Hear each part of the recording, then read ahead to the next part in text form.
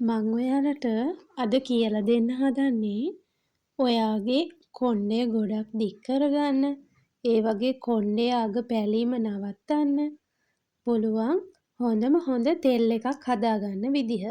කෝමාරිකා, වදමල්, කරපිංචා, පොල් තෙල් මේ කියන ද්‍රව්‍ය ටික දාලා අපි කොණ්ඩේ දික් වෙන්න, කොණ්ඩේ අග පැලීම නවත්තන්න වැනි කරුණු වලට හදාගන්න පුළුවන් තෙල් එකක් බලමු. මේ විදිහට පිරිසිදුවට කරපිංචා ටිකක්, කෝමාරිකා කැබැල්ලක්, ඒ වගේම වදමල් ස්වල්පයක් අරගෙන පිරිසිදු කරලා කෝමාරිකා කෑල්ල මේ ආකාරයට කපා ගන්න ඕන.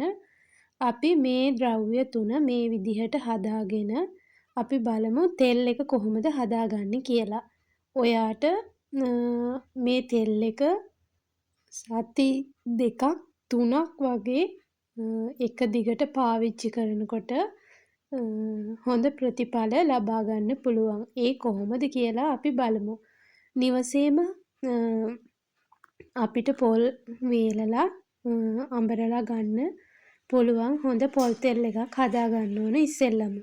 ඊට පස්සේ මැටි භාජනයක් සෝදලා ඒ භාජනේ වතුර නිවෙන්න වතුර ඒ භාජනේ වේලෙන්න තියලා අපි ඒ භාජනයට පොල් තෙල් දාලා දර ලිපේ රත් කරගන්න ඕන. ඊට පස්සේ තෙල් එක රත් වීගෙන එනකොට අපි අර සකස් කරගත්ත වදමල්, කරපිංචා, කෝමාරිකා ටික ඒ ද්‍රව්‍ය ටික තෙල් එකට රත් වෙන්න මේ ආකාරයට දාන්න ඕන. තෙල් එක රත් වීගෙන එනකොට තමයි අපි මේ ද්‍රව්‍ය ටික අපි මේ සකස් කරගත්ත දේවල් ටික තෙල් එකට දාගන්නේ.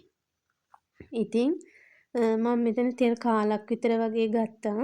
ඒ තෙල් කාලෙට මේ විදිහට අර අපි හදාගත්ත වදමල් ටික, කෝමාරිකා ටික, කරපිංචා ටික මේ ආකාරයට දාලා තෙල් එක රත් කරගෙන හොඳට ලී හැඳිමිටකින් වගේ කලවම් කරලා මේ ආකාරයට තෙල් එක රත් කරගන්න ඕන.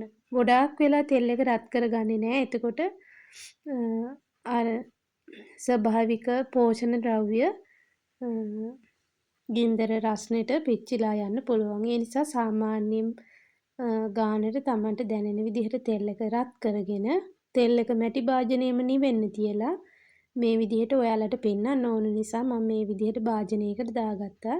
ඉතින් ඔන්න ඔය විදිහට තෙල් එකක් හදාගෙන දිනපතා පාවිච්චි කරලා කොහොමද කියලා බලන්න. ඔබට ප්‍රතිඵල අනිවාර්යයෙන්ම ලබා ගන්න පුළුවන්.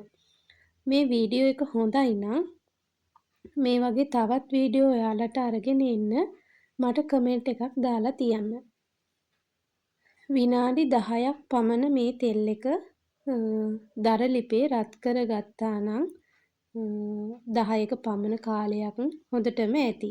ඉතින් එහෙනම් ගිහින් එන්න සුබ දවසක්.